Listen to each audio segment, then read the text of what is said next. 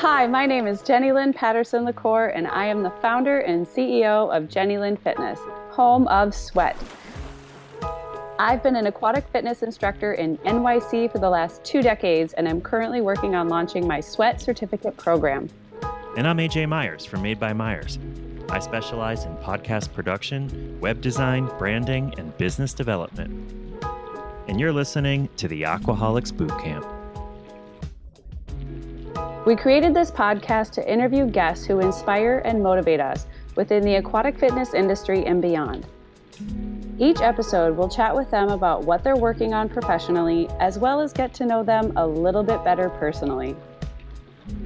So let's dive on in. Joining us today is DeJuan Lewis. After trying out a class for himself, skeptical he would break a sweat, let alone love the workout, DeJuan became AEA certified and started teaching aqua fitness shortly after.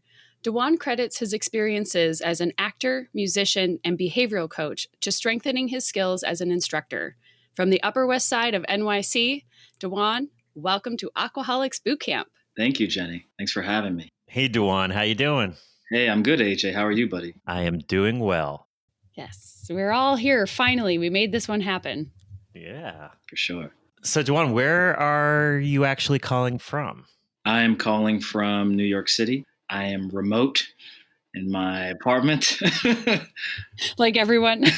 Like all of us at this during this crazy time that we're all in. Yeah. Yeah. No, it really has been crazy. I miss New York. I miss you guys. Yeah, we miss you too, buddy. I mean, New York is on the upswing right now, I feel, hopefully. Fingers crossed. Yes, hopefully. High hopes. High hopes. Yeah. Have you been affected by the pandemic in any way personally, like health-wise or job-wise? I mean, I think all of us have been affected in one way or another. I mean, thankfully, I have been able to stay relatively healthy during this time. Of course, the gyms were closed, so I wasn't able to be teaching any classes or anything like that. But I was able to find some things that kind of kept me going quite a bit. I mean, because I think that was a really important thing for everyone during this time, right? I mean, to find things that can keep you motivated, that can keep you from feeling down, that can keep you from getting depressed, stressed. I mean, all the things that so many of us are dealing with at this time, understandably, right? I think a lot of it is about framing it. For me, that's how it's been, right? Like framing this time and looking at it as an opportunity more so than an obstacle. Well, that's a very healthy way to look at it. Just like, I mean, you think about it, right? When we're go, especially those of us that are here in New York, like New York has a very go pace to it. And very often we find ourselves talking about how, oh, I wish I had more time to do this, or, oh, I wish I had more time to do that. So for me, I was just taking it as an opportunity to do some of the things that I hadn't been able to do because my schedule was so rigorous at the time. So I was able to focus more on creating music. I was able to focus more on even just reconnecting with family members and friends from back home. It sounds like you're keeping yourself busy with quite a few things. Yeah, I mean, I think it's necessary, right? Like, I mean, we have the opportunity now to set our own schedules, which is something that we've been wanting. So many of us have been wanting. So, so structure and trying to be disciplined about staying committed to those things is important for me, just for my own headspace. Yeah, I love that. I mean, I really love your quote that this is taking this as an opportunity, not an obstacle. Right. I think it's challenging to do that. But I think it's important for all of us to acknowledge that we're all in this together, right? Like we're all dealing with some level of struggle at this particular time. Yep. In having recorded several episodes with our guests, I'm gonna make a very bold statement. A lot of these people, a lot of aquatic instructors and people who are involved in aquatics have such a positive approach to this whole thing. unlike a lot of other people who I talk to on a daily basis who are just upset and dragging and like, when is this over and blah, blah, blah. And I'm going to go out on a limb and I'm going to say it's because aquatic people are used to working against resistance. Yeah. They are used to having to push and pull and feel that resistance and use what's pushing against them as a tool, as something that betters themselves. Aquatic instructors use resistance to improve the lives of others. And I think that this pandemic has proven to me that aquatic instructors and people who take aquatic classes and who work in the aquatic realm are some of the best prepared to deal with resistance. Oh, Well I like said. that. Yeah, I like that too. That's very cool. Thanks. Yeah. So how did you and Jenny Lynn meet? So I've known her now husband, Chris, for over 10 years. Chris and I were working at a performing arts rehearsal studio in Midtown. And we became like really good friends pretty much right off the bat. And then I met Jenny, and because they were dating at the time. Mm. And then Jenny actually started training me, like being a physical trainer for me. Mm. Oh my gosh, I forgot about that too. That was quite a ride. Oh, I'll never forget the first session. Oh, Dwan didn't even get off the floor. I did an entire floor routine for him, and he was just a sweaty mess on the floor. And I was like, "Oh my God, we have some work to do, Lewis." It was crazy because I've always been like athletic, and I've always been like in pretty good shape. But working with Jenny was a whole different thing. I was just like, what is going on? But it was great because it really did challenge me in like such a different way. Mm-hmm. Because when I was in high school and college, like, I wrestled and played football and like all those things, so, but then, she's having me do things that really challenge my stability or my balance or my flexibility, things that we, especially as men, tend to neglect because we're just looking for strength more than anything. How much weight can I push? Right. Totally. How fast can I be and how much weight can I push? Yep. Right. So it challenged me in a different way. So it was something that I was really into. And pretty much from that point on, like Jenny was kind of like my, like, I don't know, she was a guru for me in many ways because she would talk to me about all these different things with the body and different things in relation to nutrition and things like that. So I was just like, oh, Jenny, what about this? What about this? Jenny, how about this? How about that? And she'd tell me something and my face would just start to like, oh my God, like everything I'm doing is wrong. No. That's funny. It's funny because he actually did. On a weekly basis, definitely ask me like, so what's a better option? Should I eat this or should I eat that?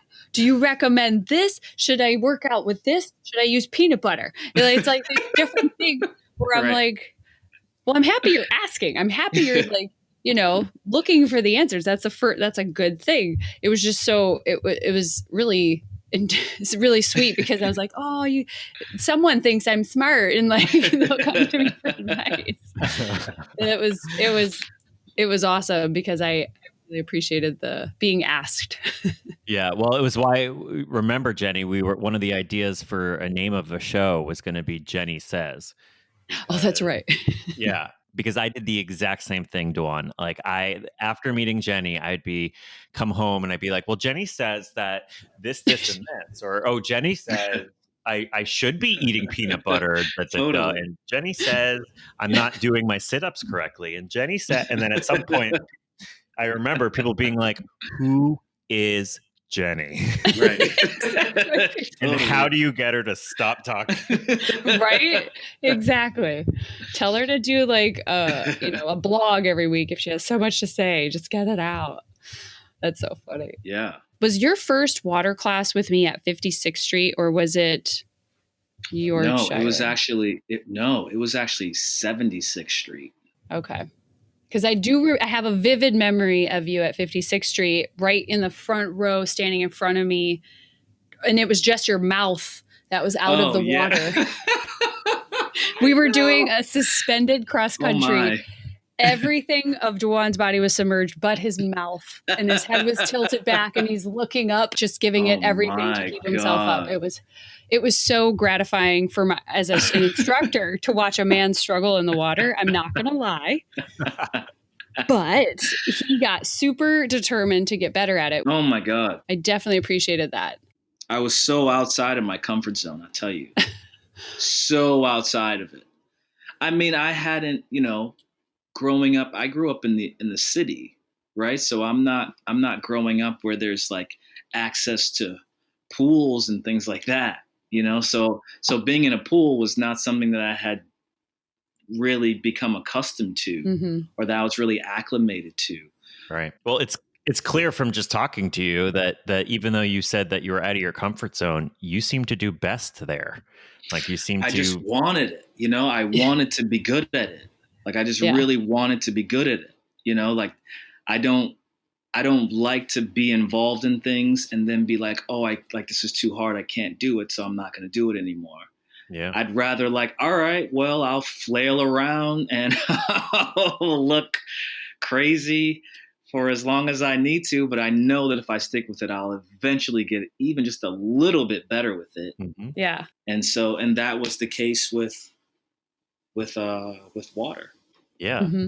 Obviously, I have been a student in Jenny's classes for years. I've been a student with Chris in Chris's classes, and I think I've been instructed by you at some point, which I really do want to talk about. Is how you then took the class and decided, I want to teach this. Like, how did that happen for you? It wasn't something that I thought to do, actually.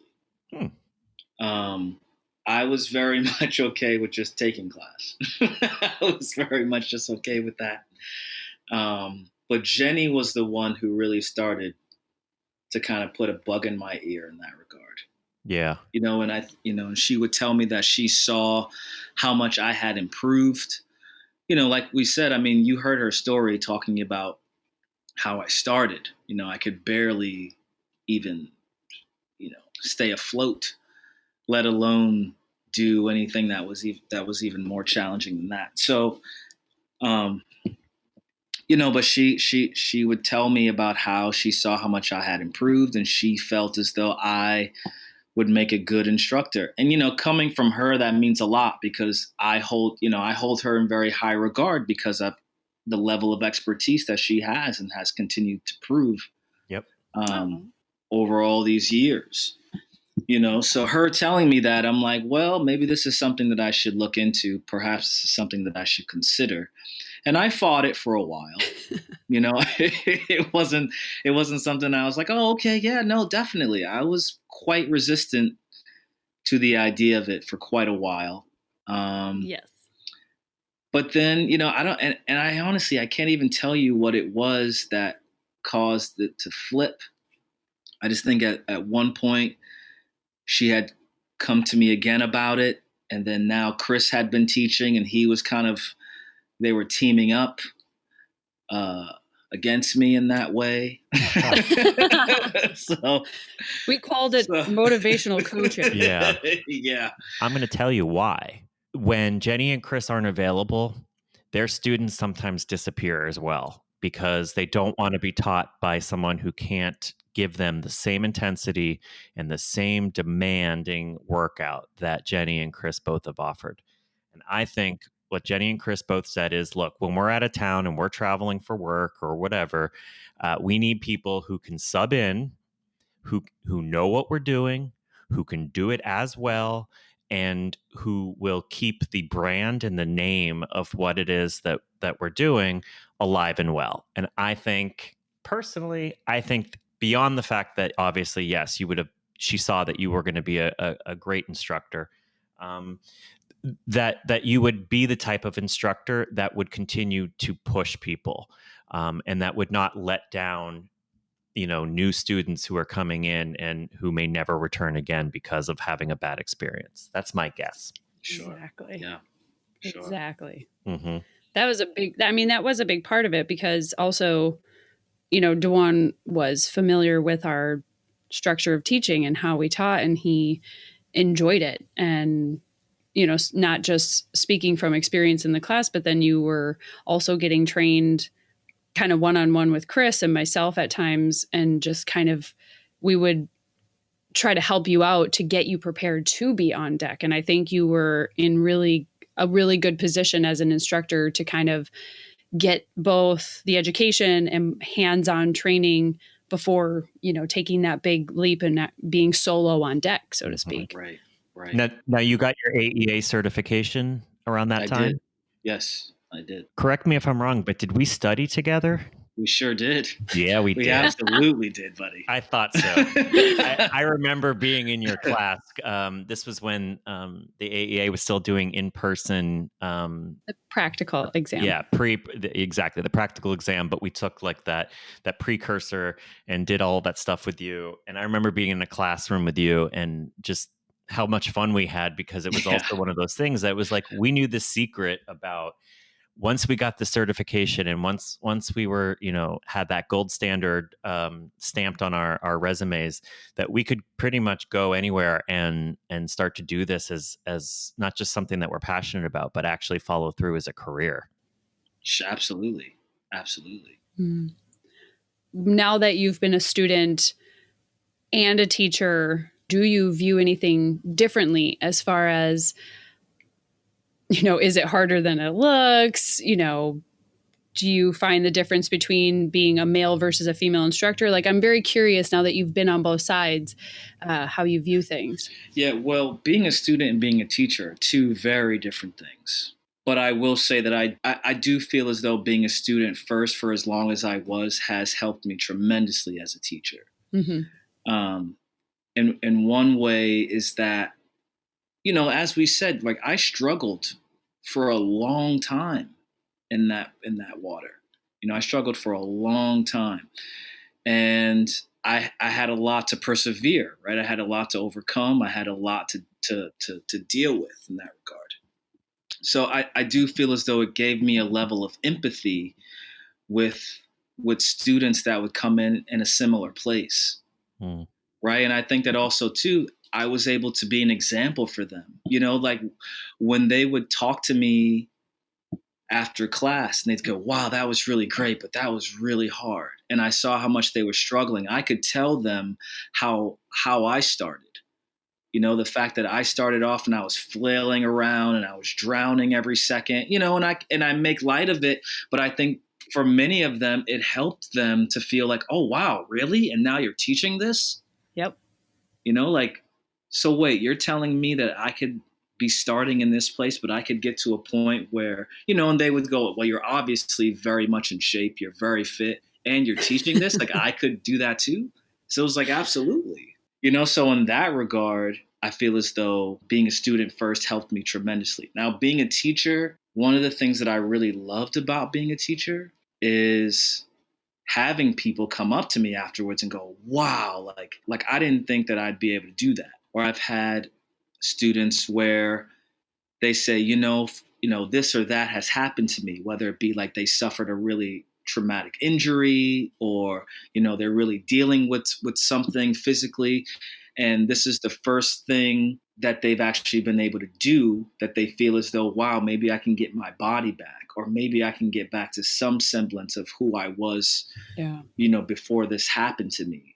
Mm. And to be able to be a cheerleader for them in that regard, you know, and to be able to encourage them and motivate them and inspire them and say to them, hey, listen, like, you know, just don't give up. You know, I had this one woman at the JCC, the Jewish Community Center, who had just had a really bad hip injury. And she hadn't been able to be in the water for or do anything for a long time. She hadn't been in class with Chris or Jenny at that point. So she was really, really new to the format. And, you know, we were doing the class and this and that. And at one point in the class, she asked me to come over because I saw that she was struggling quite a bit. And she's like, you know, I don't feel as though I can do this. And I said to her, I go, you know what? I go, listen, just don't leave. I go, even if, because if we're doing big scissor kicks and things like that, forward scissor kicks, I go, if you can just move your leg just a little bit each time you come, that's good enough for me. She goes, that doesn't bother you at all? I go, no. I go, I just don't want to see you quit because I know how important it is to stick with this. She goes, and from that point on, like she and I were buddy buddy. Hmm. Like she would come to class excited to see me because she knew that she had a support system. She knew she had someone who really believed in her, who was willing to like be patient with her. Yeah. Right. Because I think that that's what happens a lot of the time. Like people get discouraged because they may have an instructor or have had an instructor that's like, oh, you should be moving faster. Or, oh, you should be doing more. You should be further along than you are. And like, that's not what people need in those moments. Or the opposite, where you have instructors who are just not paying attention to form or correcting form. Right. And they're just flailing around and they're not actually getting to see any of the benefits of doing it correctly. That's right. No, absolutely. I was always excited to come back, knowing that you were covering the classes because I knew everyone would be happy. They were taken care of, you were paying attention, Right. you have the skill set of what, in my mind, makes a qualified instructor. Besides the education, which is number one, you have the empathy, as you talked about, and you also have that perseverance of mind to really help coach and motivate people no matter what level they're coming from or where they're at. Mm-hmm. Right. Right. Yeah. And DeJuan, what would you tell men specifically? Aquatic fitness obviously has a reputation as being something that a lot of women, in particular, do, and not a lot of men either take the class or teach the class. But what would you say to men out there like yourself? What are they missing?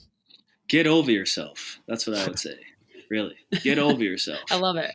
Because the truth of the matter, I'm reading this book right now by this guy named David Goggins. He was a Navy SEAL, and I'm reading his story now, and he talks about going through Hell Week as a Navy SEAL.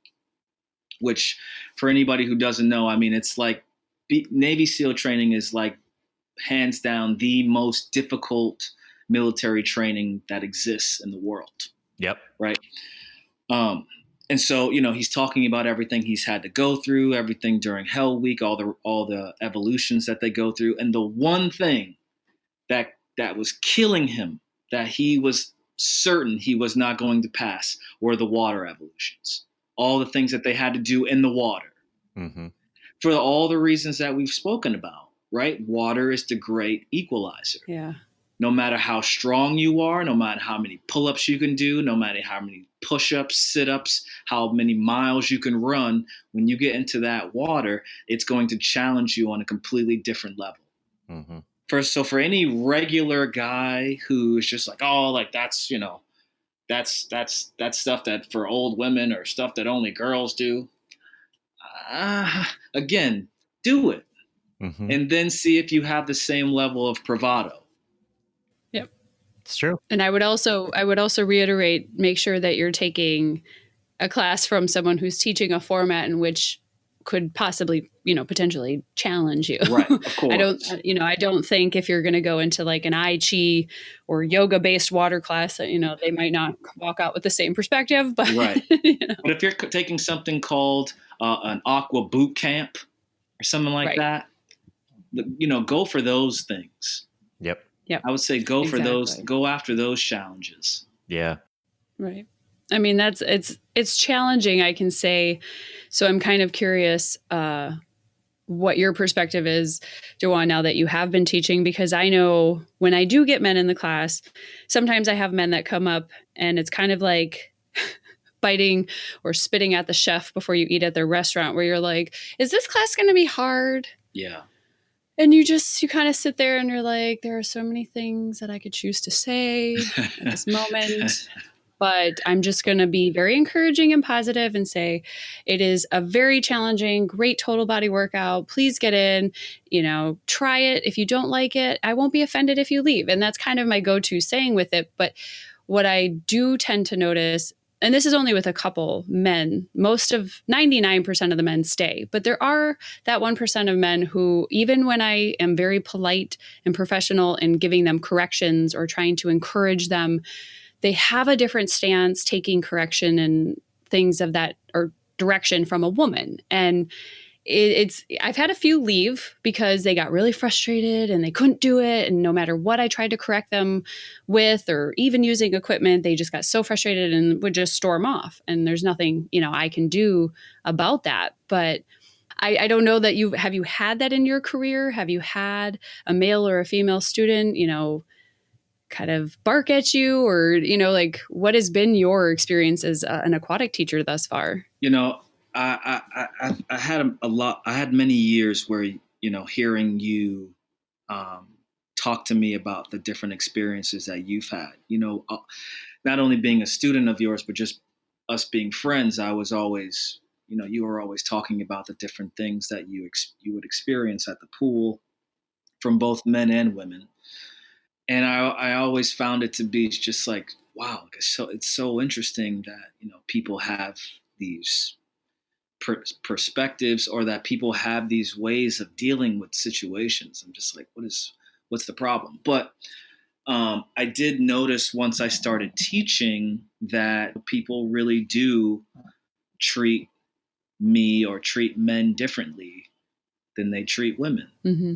And it's just, and that's true for men and women. The men and women treat me and treat men differently than women. Right.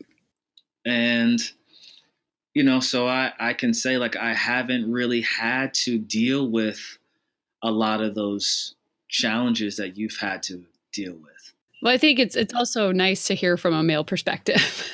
Yeah. So for those who've listened all season long, you'll probably know that the next question is one of Jenny's all-time favorite questions to ask, and I beat her to it.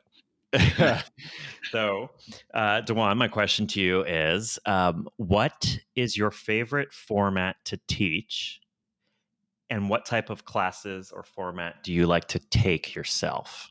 I mean, for me, anything that's high intensity, where we're incorporating like kickboxing, or doing anything where we're like jumping out of the pool or pushing off the wall or anything that's like, those types of things I love the most, right? Yeah. Because like loves those push-offs. Yeah, like that's like the we're training kind of thing for me. We're in the mode. Yeah, that's what I like. That's what I love to do the most. And because those are the things that I love to do the most, those are the things that I like to teach the most, because I love seeing people get jacked up like that.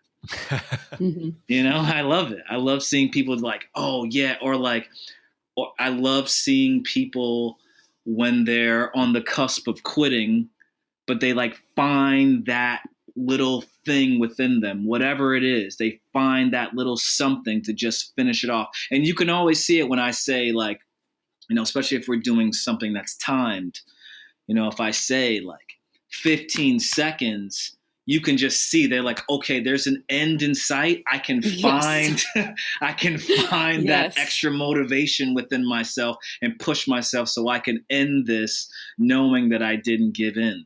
And I even say that, I'm like, I always say finish strong to them. Mm-hmm. Like I'm yelling that to them, finish strong, because at the end of it, you're going to know if you gave in or not. You're going to know if you gave it all or not. Yep. That last 30 seconds is going to be what haunts you at night. Mm-hmm. That's good. That's what it's going to be. Yeah.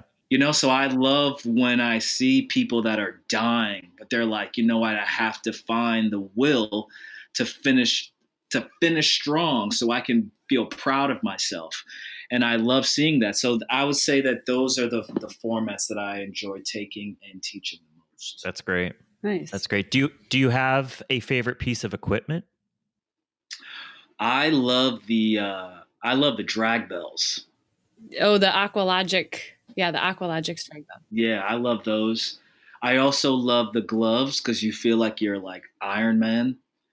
The Aquatics. Yeah, the Aquatics combat gloves. Yeah, I love those. Yeah, those are the things I love the most. That's great. Yeah, he's really good at the kickboxing combinations, I have to say, because there's moments where when I do like a 1 minute free for all and people can choose whatever they want, they can go anywhere in the pool, any piece of equipment, just don't hurt your neighbor. If it's not push-offs and it's not hammer drops, he would grab those gloves and I would see these combinations come out and I'm like trying to memorize them, being like, okay, I'm going to use that next time I do class. I'm going to memorize that. It was great because I got so much material. So fun. So fun. Yeah. I'm curious what you think the aquatic fitness future looks like. Well, I think it's going to go in a much younger direction. I mean, I know that traditionally aqua fitness has been seen as something for the older crowd, but especially with the format that you're teaching and that you're developing, I feel as though it's something that could very much appeal to younger people, even people that are already in really great shape, right? It's just another option for them or an addition for them. But I see it going in that direction. I see it going and appealing to more men for sure.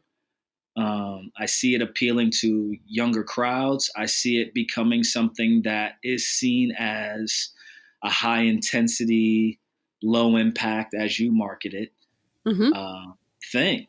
Right. Like that high intensity, low impact. That's a huge feature of sweat because the fact that you're going to get a very high intensity workout that's going to challenge you and that's going to really push you to the brink, but also know that you're not going to injure yourself and destroy yourself at the same time. Like it's a win-win. Yeah. Key factors right there to a total and complete workout. Yeah. I love it. I think that's really great advice and a really great note to end this episode on. DeJuan, we just want to thank you so much for spending the time with us today. No, absolutely. Thank you guys. I mean, this has been great. Thank you so much for bringing your words of wisdom because it's really cool to hear you talk in this context. Thank you guys. I appreciate it. For more content like this, go to jennylynnfitness.com/podcast. And please rate, review, and subscribe to this podcast wherever you get your audio content. Thank you so much for listening and stay hydrated.